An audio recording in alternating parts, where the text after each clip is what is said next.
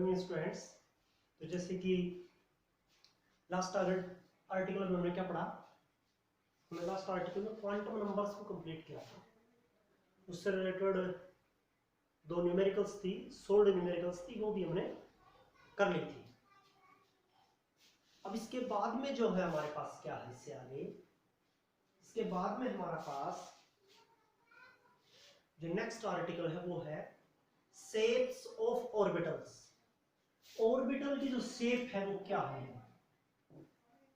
Shapes of orbitals. Shapes of orbital, orbital की shape कि जो ऑर्बिटल एस ऑर्बिटल है, पी ऑर्बिटल है, डी ऑर्बिटल है, एफ ऑर्बिटल है, इनकी शेप क्या होगी, शेप। ये आर्टिकल हमारे पास शेप्स ऑफ ऑर्बिटल। तो शेप्स ऑफ ऑर्बिटल में सबसे पहले है shapes of S orbital. S orbital की शेप, एस ऑर्बिटल की शेप जो है ना वो क्या होगा। तो शेप बताने से पहले जो चीजें हम बता रहे हैं वो क्या है, हमने क्या पढ़ा, हमने wave function, orbital wave function या फिर सिंपल एम्पलीट्यूड जिसे कह रहे थे हमने, ये पढ़ा था स्क्रोडिंगर वेव इक्वेशन में। और इसका कोई फिजिकल सिग्निफिकेंस नहीं था, लेकिन इसके स्केयर का क्या था, फिजिकल सिग्निफिकेंस था इसके स्केयर का, क्योंकि इसका square gives the probability of an electron in an atom. कि इसका जो स्केयर है वो एक इलेक्ट्रॉन की प्रोबेबिलिटी बताता हमें, किसमें, एटम के अंदर। इसका जो स्केयर है वेव फंक्शन का जो स्केयर है वो ये होगा आपके पास। तो एस ऑर्बिटल जो है उसकी शेप जो है हमें कैसे बतानी है, देखना आपको अच्छे ढंग से। तो देखिए क्या होगा आपके पास, यहां इसका स्केयर जो है, क्योंकि ये जो है ना, ये इसकी प्रोबेबिलिटी, इसकी वैल्यू पॉजिटिव और नेगेटिव दोनों हो सकती है।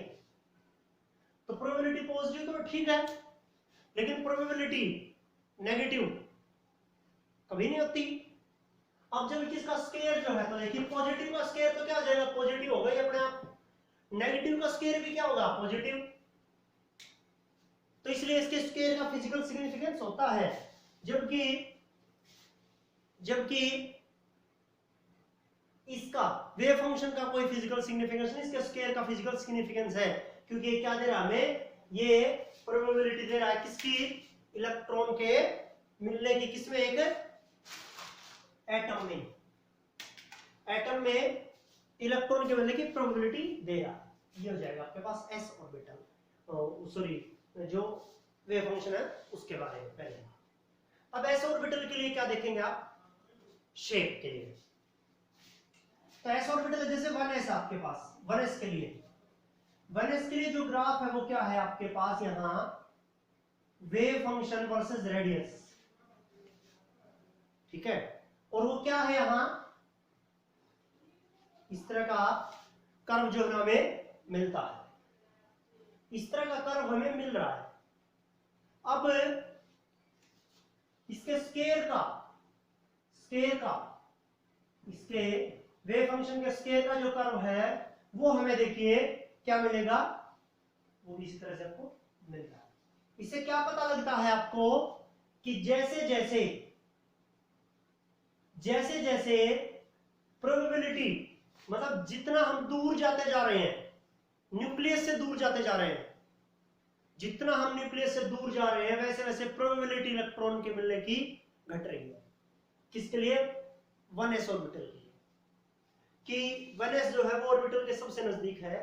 और जैसे जैसे आप जितना डिस्टेंस न्यूक्लियस से दूर जाते जाएंगे वैसे वैसे इलेक्ट्रॉन का, 1s के इलेक्ट्रॉन का, 1s ऑर्बिटल में जो इलेक्ट्रॉन होंगे उनका प्रोबेबिलिटी घटता जाएगा। ये देखिए, ये आप रेडियस जो है, ये क्या आपके पास यहाँ वेव फंक्शन और यहाँ वेव फंक्शन का स्क्वायर। तो प्रोबेबिलिटी ये बता रहा हमें, जैसे जैसे रेडियस बढ़ रही है, जितना आप न्यूक्लियस से दूर जा रहे हैं वैसे वैसे उसकी प्रोबेबिलिटी क्या हो रही है, घट रही है। ये होगा आपके पास प्रोबेबिलिटी किसकी, 1s ऑर्बिटल के अंदर जो इलेक्ट्रॉन है उनका। ये था आपके पास। अब 2s ऑर्बिटल के लिए देखेंगे आप, 2s ऑर्बिटल के लिए, 2s ऑर्बिटल के लिए क्या होगा, यहाँ ये वेव फंक्शन, यहाँ ये रेडियस, और ये क्या होगा, ये ऐसे आ रहा है और ऐसे, आप यहां तक ऐसे दिखा दें उसको। जबकि इसका स्केयर है, वो स्केयर के लिए देखिए, स्केयर के लिए ये चीज यहां आएगी, यहां से लेकर फिर बढ़ेगी और फिर घटना शुरू हो जाएगी, ये यहां आ रही। क्या समझेंगे आप अब इससे? 2s के लिए जरूरी है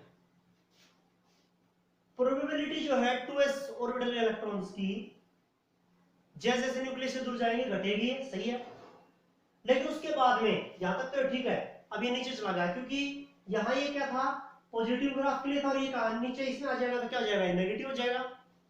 यहां देखेंगे आप, प्रोबेबिलिटी जो है जैसे जैसे रेडियस बढ़ रहा है वैसे वैसे घट रहा है, और घट के यहाँ ये 0 है, यहाँ 0 तक आ जाएगा, घट के यहाँ 0 तक आ जाएगा एक बार, और फिर बढ़ना शुरू होगा, फिर इंक्रीज होगा, और फिर इंक्रीज होने के बाद में फिर डिक्रीज हो जाएगा। 2s ऑर्बिटल के इलेक्ट्रॉन का प्रोबेबिलिटी न्यूक्लियस से दूर जाएंगे शुरू में घटेगा, और घट के कहां तक घट जाएगा, 0 तक घटेगा। एक ऐसी जगह भी होगी कि जहां 2s के ऑर्बिटल के इलेक्ट्रॉन की प्रोबेबिलिटी 0 होगी, और फिर वापस से वो बढ़ना शुरू करेगी, फिर वापस बढ़ना शुरू करेगी, वो फिर इंक्रीज करेगा, फिर इंक्रीज करने के बाद में फिर डिक्रीज करेगा। ये चीज क्या है, ये चीज क्या है कि ना 2s के इलेक्ट्रॉन की प्रोबेबिलिटी, जैसे 1s में तो नहीं था, कहीं ऐसी जगह नहीं थी कि जहां 1s के इलेक्ट्रॉन की प्रोबेबिलिटी जो है ना वो 0 होगी, जबकि यहां तो है 2s के इलेक्ट्रॉन, 2s ऑर्बिटल जो इलेक्ट्रॉन उसकी प्रोबेबिलिटी 0 आ रही है एक टाइम के ऊपर, एक ऐसी जगह है। 1s में तो ऐसा नहीं था, क्योंकि हाइजेनबर्ग अनसर्टेनिटी प्रिंसिपल के अकॉर्डिंग हमने क्या चीजें भी पढ़ी है कि ना इलेक्ट्रॉन की कहीं भी प्रोबेबिलिटी 0 नहीं हो सकती, वो हर जगह मिलेगा। जो 3 डायमेंशनल मॉडल है, क्वांटम मैकेनिकल मॉडल है, प्रोबेबिलिटी के अकॉर्डिंग, क्योंकि प्रोबेबिलिटी कभी 0 नहीं हो सकती, तो इलेक्ट्रॉन की प्रोबेबिलिटी कहीं भी 0 नहीं हो सकती। लेकिन यहाँ 1s के लिए तो 0 नहीं है वो, लेकिन 2s के लिए 0 है, देखिए यहाँ। तो आप इसे क्या कहेंगे, the region at which the probability of electron, the probability to finding an electron is 0, the region, the space at which the probability to finding an electron is 0 is known as nodal plane, simply node और nodal plane, कि वो space, वो जगह, वो reason जहां electron के मिलने की संभावना 0 है, उसे हम क्या कहते हैं, नोडल प्लेन कहते हैं, या नोड कहते हैं, सिंपली नोड भी कह सकते हैं उसे, NODE, जहां इलेक्ट्रॉन के मिलने की संभावना 0। ये है आपके पास। तो s के लिए क्या था आपके पास, 1s के लिए क्या था, ये न्यूक्लियस आपके पास, तो यहां इलेक्ट्रॉन होंगे 1s के, ये यहां तक ये 1s के इलेक्ट्रॉन है, ये 1s के लिए है। अब जैसे आपने इसको 2s बनाना है, या यहां बना लीजिए 2s, तो ये इलेक्ट्रॉन थे 1s के यहां। अब देखिए 2s यहां होगा,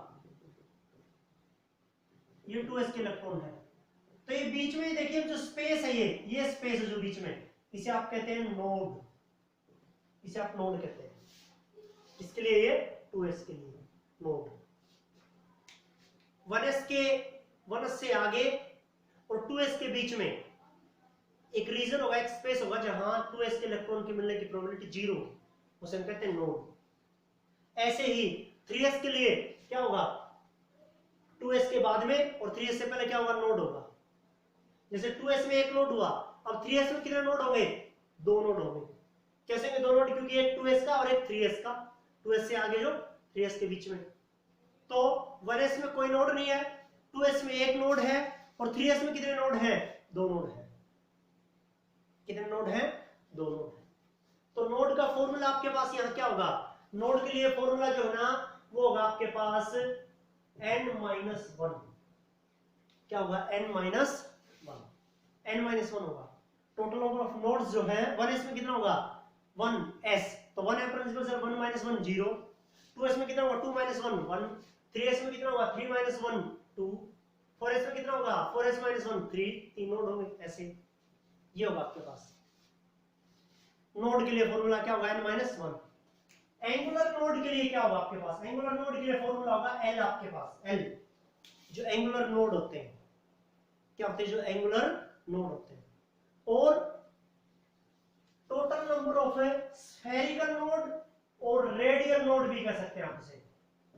बड़े ध्यान से सुनना है मैं क्या बोल रहा हूं उसको, total number of spherical node और रेडियल नोड, कि किसी एटम में रेडियल या स्फेरिकल नोड कितने होंगे, उसके लिए फॉर्मूला होगा आपके पास n minus L minus one.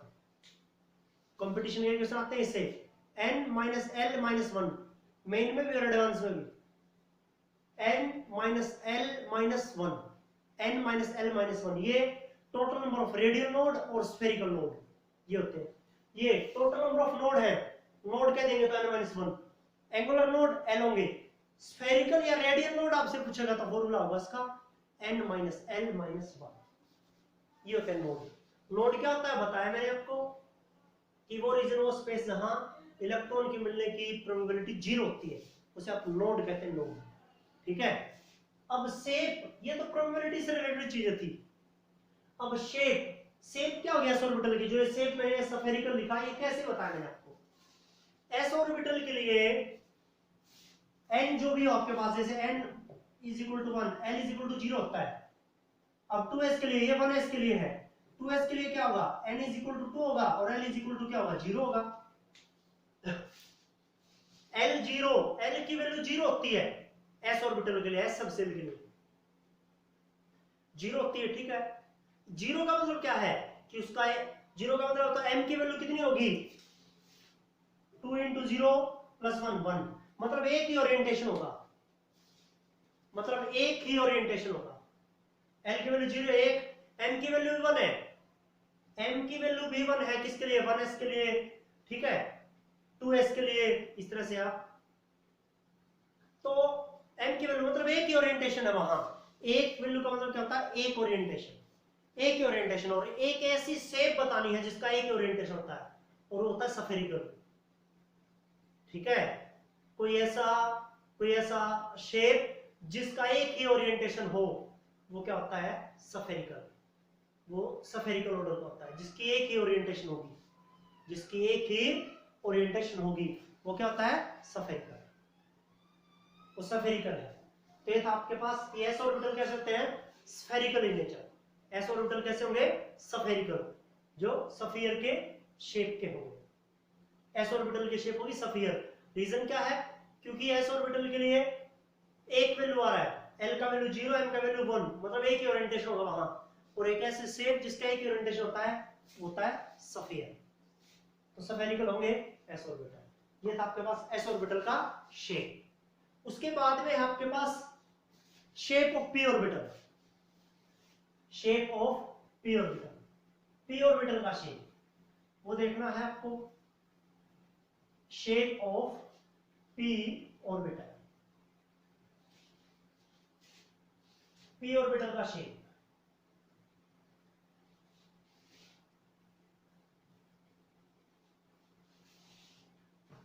Shapes of P orbital, P orbital का शेप।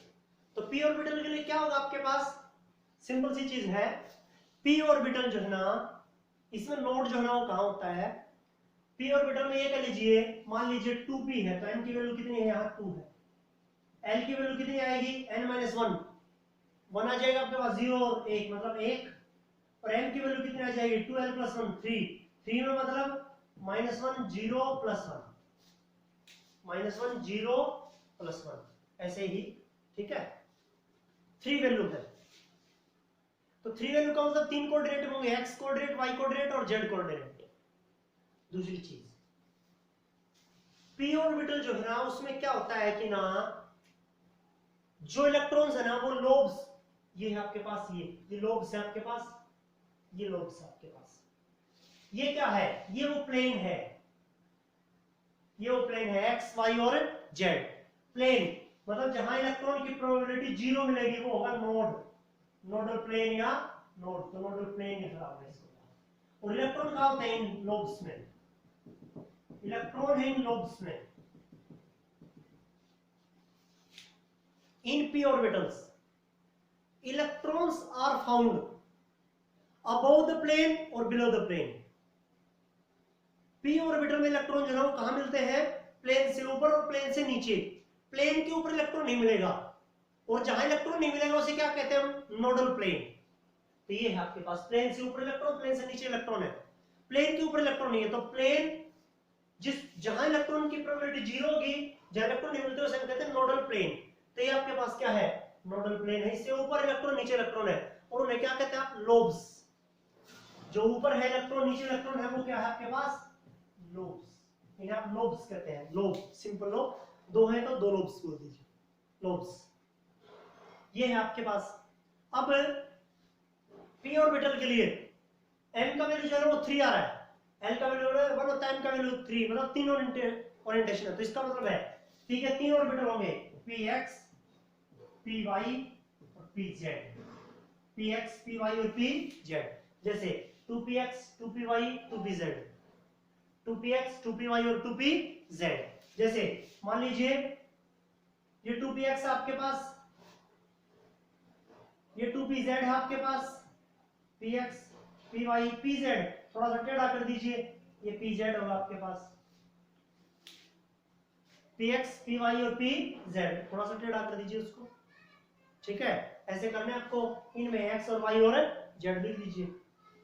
तो p ऑर्बिटल जो है ना वो कैसे होते हैं, कैसी शेप है ये, प्लेन से ऊपर इलेक्ट्रॉन मिलेगा, नीचे मिलेगा, प्लेन के ऊपर नहीं मिलेगा। ठीक है, कैसी शेप हुई बताना जरा एक बार, डंबल, डंबल शेल है, सॉरी डंबल शेप है ये, dumbbell, dumbbell shape, dumbbell shape, ये कहते हैं आप इसे क्या, डंबल शेप। ये है आपके पास p ऑर्बिटल का शेप। p ऑर्बिटल तक का करना आपको, p ऑर्बिटल का शेप, डंबल, डंबल शेप है ये, डंबल। क्यों होंगे तीनों कोऑर्डिनेट में x y z में कैसे मिलेंगे, क्योंकि नोड जो है वो प्लेन के ऊपर, प्लेन से ऊपर और प्लेन से नीचे, अबव और बिलो आपको इलेक्ट्रॉन मिलते हैं। तो देखो ये डंबल शेप है, जो 8 रहता ना काउंटिंग में आपके पास, इसकी तरह का डंबल, डंबल कहते हैं आप इसे, डंबल, डंबल शेप। ये था आपके पास p ऑर्बिटल का शेप, px py और pz, ये होंगे आपके पास shapes of p orbital. d orbital का शेप और एनर्जी लेवल डायग्राम, ये नेक्स्ट होंगे आपके पास। नोड कैसे निकालते हैं, नोड क्या होता है मुख्य चीज, और प्रोबेबिलिटी, वो चीज मैंने आपको बताई है, इतने तक आपको ध्यान रखना, इतने तक आपको चीजें ये सीखनी